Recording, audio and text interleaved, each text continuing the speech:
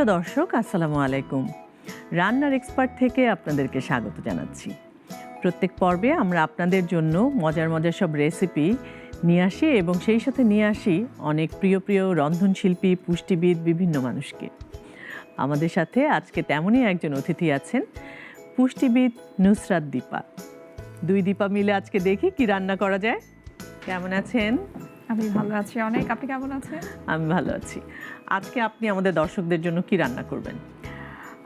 আমি রান্না করব আমার বাচ্চাদের জন্য স্পেশালি কি মজার খাবার রান্না করা যায়, এবং আরেকটা হচ্ছে ব্রেকফাস্টের একটি আইটেম, কারণ আমার কাছে মনে হয় যে ব্রেকফাস্ট ইজ ভেরি ইম্পর্টেন্ট।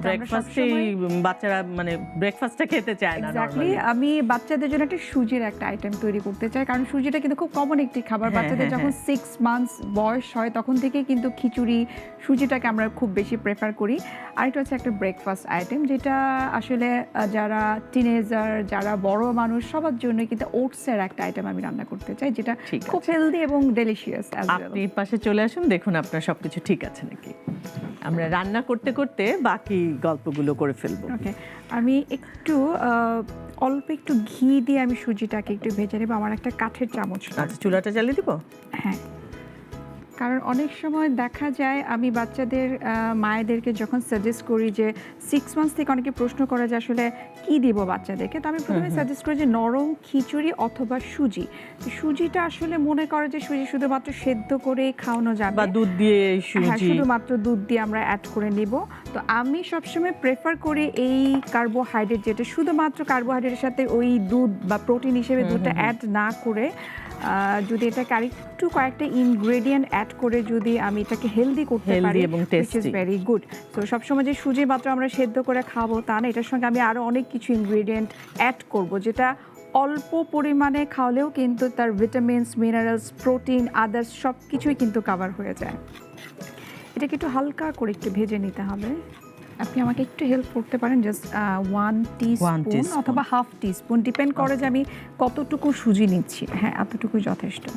অনেকে মনে করতে পারে আসলে যে ঘিটা বাচ্চাদেরকে দিব কিনা, বাট ঘি কিন্তু অনেক হেলদি, যতটুকু খুবই হেলদি, এবং বাচ্চাদেরকে কিন্তু আমরা চাইলে দিতেই পারি, কারণ বাচ্চাদের দেখা যায় যে যদি 6 মান্থস থেকেও যদি আমি কাউন্ট করি বা 1.5-2 বছর পর্যন্ত কিন্তু বাচ্চারা কিন্তু এই সুজির আইটেমটা খেতে পারে। সো একটু যদি আমরা ঘিটা অ্যাড করি, আমরা জানি যে ঘি খুব ফ্যাটি বা কোলেস্টেরল যুক্ত একটি খাবার, বাট বাচ্চাদের জন্য কিন্তু এটা খুব একটা হার্মফুল না যদি অল্প পরিমাণে দেওয়া যায়। ভাজা হয়ে গেছে আমাদের, একটু আমার পানি লাগবে।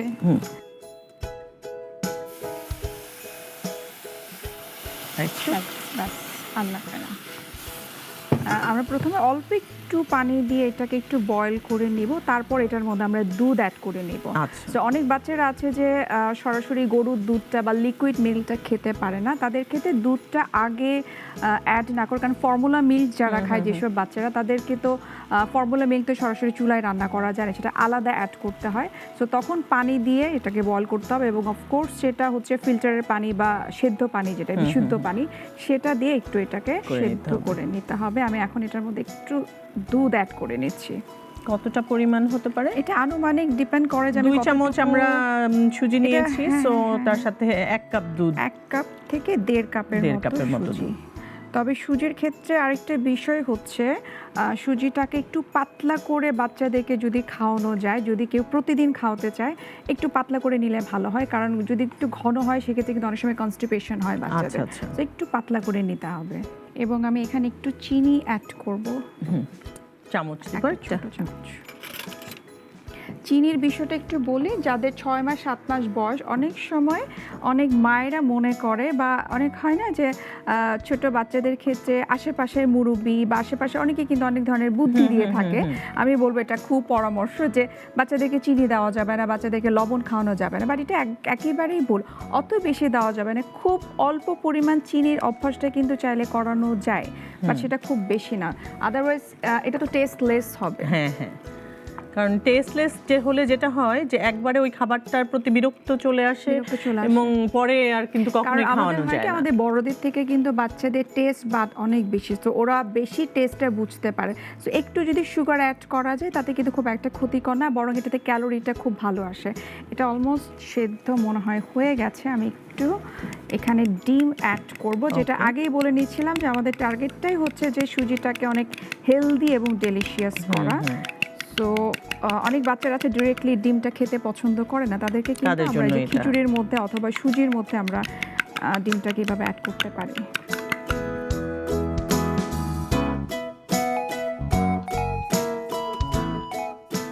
যদি দেখা যায় এটা একটু ঠিক হয়ে যাচ্ছে তাহলে আরেকটু চাইলে দুধ অ্যাড করা যেতে পারে, অথবা যেটা বলছিলাম যে যারা দুধ খেতে পারে না, ডিরেক্ট গরুর দুধ অথবা যে কোনো ধরনের লিকুইড মিল্ক, তখন পানি দিয়ে সেটাকে একটু পাতলা করে নিতে হবে প্রয়োজনে পরে ফর্মুলা। এবং এটার মধ্যে আমি কিশমিশ অ্যাড করব, যেটা আমরা সবাই জানি কিশমিশে কিন্তু প্রচুর মানে ড্রাই ফ্রুটস হিসেবে প্রচুর ক্যালোরি, 3-4টা কিশমিশ থেকে আমরা অনেক ক্যালোরি পাই। আর বাচ্চাদের জন্য তো এটা আসলে বাচ্চারা এত বেশি দৌড়ঝাঁপ করে, ওদের কিন্তু ক্যালোরি বার্ন হয় প্রচুর।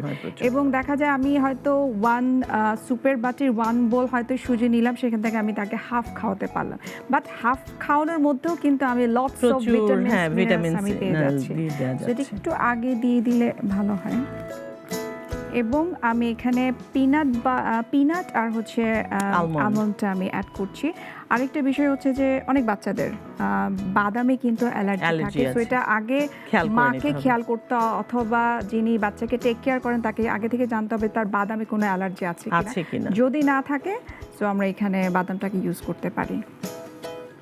আমি অল্প পরিমাণে, এবং এটা কিন্তু খুব বেশি পরিমাণে হবে না, এটা আমি একটু ম্যাশ করে নিয়েছি যাতে বাচ্চাদের খেতে সুবিধা হয়। আমার সুজি অলমোস্ট ডান, সো এটা আমরা একটু সার্ভ করে ফেলি। এটা খুব একটা ঠিক করা যাবে না, কারণ যেহেতু রেগুলার যদি কেউ খাওয়াতে চায় সেক্ষেত্রে কিন্তু কনস্টিপেশন হয়ে যায়, সো একটু গ্রেভি থাকবে সেটা, কারণ বাচ্চারা অত সলিডটা খেতে পারে না।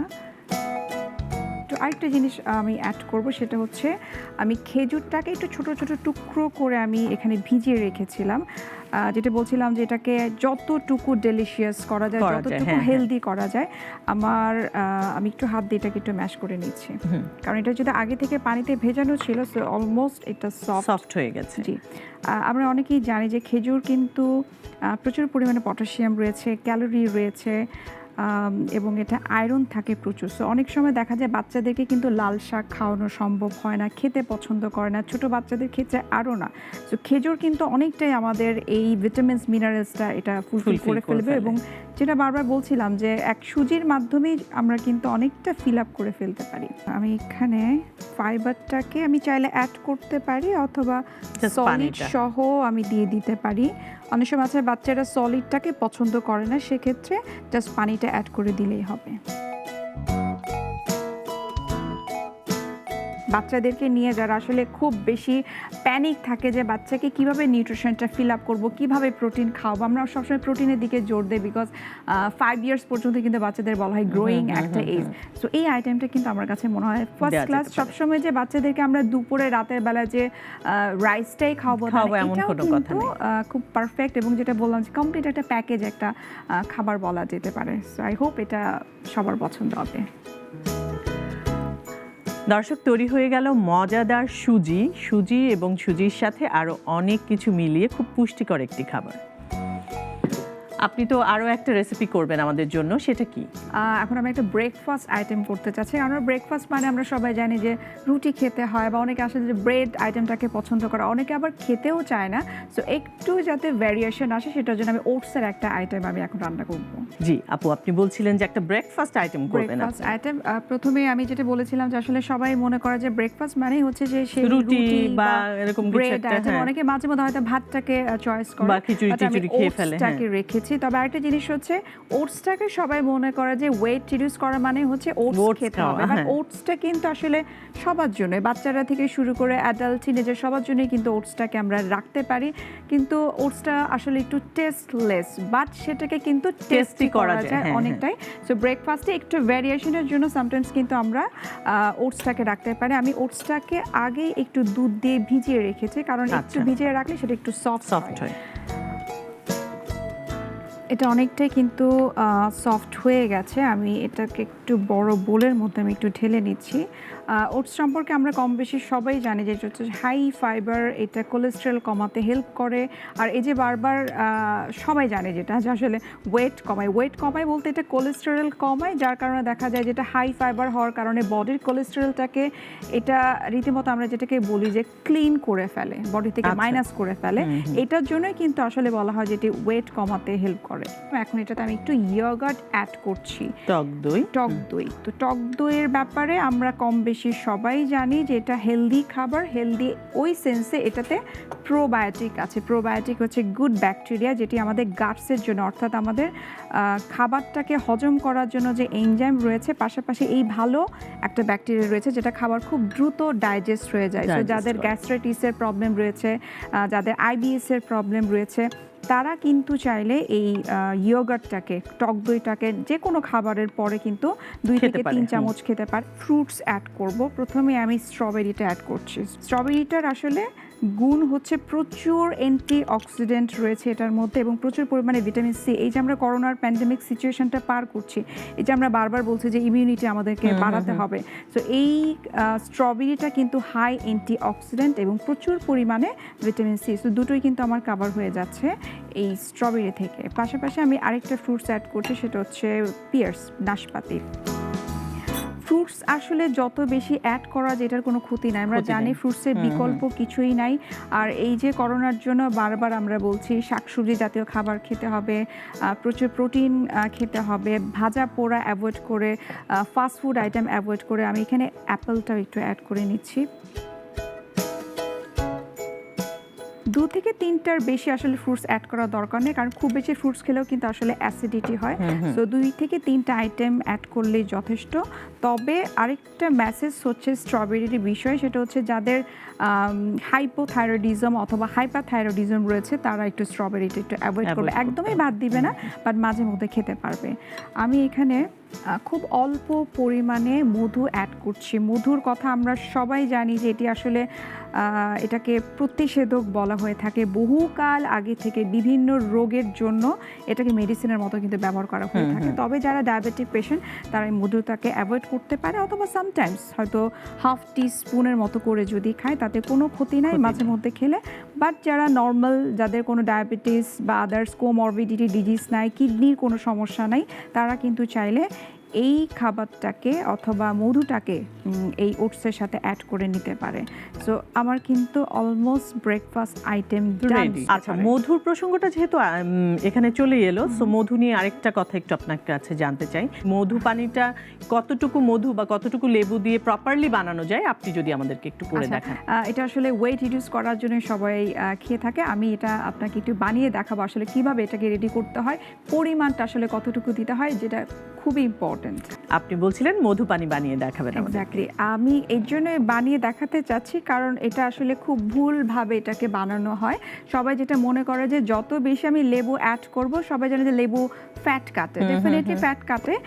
1 গ্লাস পানিতে, এটা খালি পেটেই আসলে বিশেষ করে কাজ লাগে, আসলে এটা ফ্যাট কাটাতে সাহায্য করে।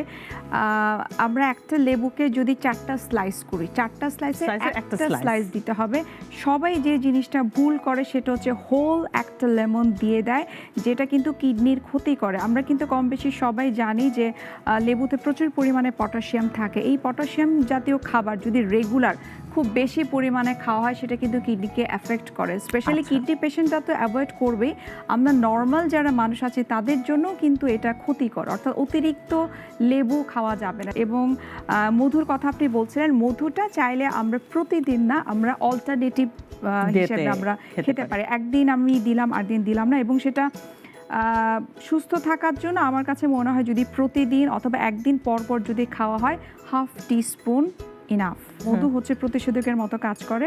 তো এতটুকু পরিমাণে হচ্ছে যথেষ্ট, এর থেকে বেশি কিন্তু দরকার নেই। আমি ওটসটা এখানে একটু সার্ভ করে নিচ্ছি। আমার কাছে অনেকে হয়তো প্রশ্ন থাকতে পারে যে কতটুকু পরিমাণে খাবো। এটা আসলে সুপার বাটির সাইজের 1 বাটি খেলেই যথেষ্ট। কারণ ব্রেকফাস্ট আইটেম হিসেবে যেহেতু বলছি, ব্রেকফাস্টে যদি সেটা খাওয়া হয়, কারণ এটার সঙ্গে তো আসলে ডিম থাকবে, সো এর থেকে বেশি কিন্তু আমার কাছে মনে হয় দরকার নেই। এটা হচ্ছে আমার মজাদার হেলদি একটি ব্রেকফাস্ট আইটেম। এটা হচ্ছে ডিটক্স ওয়াটার, যেটা আমরা আসলে ওজন কমানোর জন্য হোক বা সুস্থ থাকার জন্য হোক, সেটা আমাদের শরীরের জন্য খুবই উপকারী। Thank you. দর্শক, তৈরি হয়ে গেল খুব মজাদার ওটস উইথ মিক্স ফ্রুট। এটা ব্রেকফাস্টের জন্য বেস্ট, তবে ব্রেকফাস্টের আগে অবশ্যই 1 গ্লাস ডেটক্স ওয়াটার। এবং ডেটক্স ওয়াটারের পারফেক্ট রেসিপি, কিভাবে ডেটক্স ওয়াটারটা তৈরি করতে হয়, কতটুকু মধু এবং কতটুকু লেবু দিতে হবে, সেটা আমরা জেনে নিলাম। আজকে আমাদের এই 3টি রেসিপি, একটা হচ্ছে ওটস উইথ মিক্স ফ্রুট, সুজি এবং মধু লেবু পানি বানাতে কি কি লেগেছে সেগুলো আমরা দেখে নিচ্ছি আরও একবার। সুজির পায়েস তৈরির উপকরণ: সুজি 1 কাপ, ঘি 1 চা চামচ, পানি পরিমাণ মতো, দুধ 2 কাপ, চিনি 1 চা চামচ, ডিম 1টি, কিশমিশ পরিমাণ মতো, বাদাম কুচি পরিমাণ মতো, খেজুর পরিমাণ মতো। ওটসের ব্রেকফাস্ট তৈরির উপকরণ: দুধে মিশ্রিত ওটস 2 কাপ, টক দই 1 টেবিল চামচ, স্ট্রবেরি কুচি 1 টেবিল চামচ, নাশপাতি কুচি 1 টেবিল চামচ, আপেল কুচি 1 টেবিল চামচ, মধু 1 টেবিল চামচ। ডেটক্স ওয়াটার তৈরির উপকরণ: পানি 1 গ্লাস, লেবু 4 ভাগের 1 ভাগ, মধু আধা চা চামচ।